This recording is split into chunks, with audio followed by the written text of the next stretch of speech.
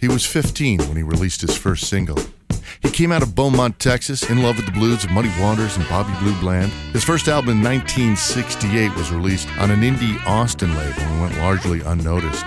It was Butterfield Blues Band guitar legend Mike Bloomfield, who played with him in Chicago, that brought him to the attention of Columbia Records. At a concert stop in New York, Mike Bloomfield introduced him with poetic hyperbole so profane that the exact exchange cannot be repeated.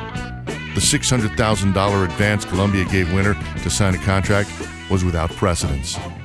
The Johnny Winter self-titled Columbia debut was released in 1969, but it wasn't until he recorded bandmate Rick Derringer's Rock and Roll Hoochie Coo that Johnny's audience started to grow.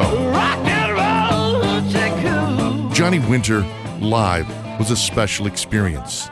He roared. Rock and roll! He turned Dylan's Highway 61 Revisited into a slide guitar showcase. One of the most famous live concerts of Johnny Winter's career was on his brother Edgar's live album, Roadwork, where Edgar Winter reintroduced Johnny's comeback from a drug-fueled hiatus. People keep asking me, where's your brother?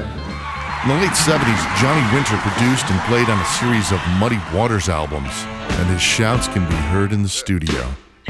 Johnny Winter influenced every Texan who ever played a blues scale. You can't listen to Stevie Ray Vaughan without thinking of Johnny Winter. He was a guitarist's guitarist. His gruff vocals cut through the nonsense of our lives.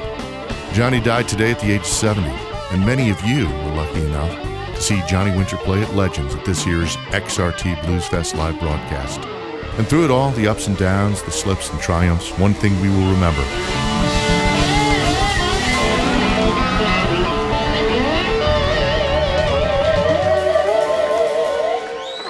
Johnny Winter could play.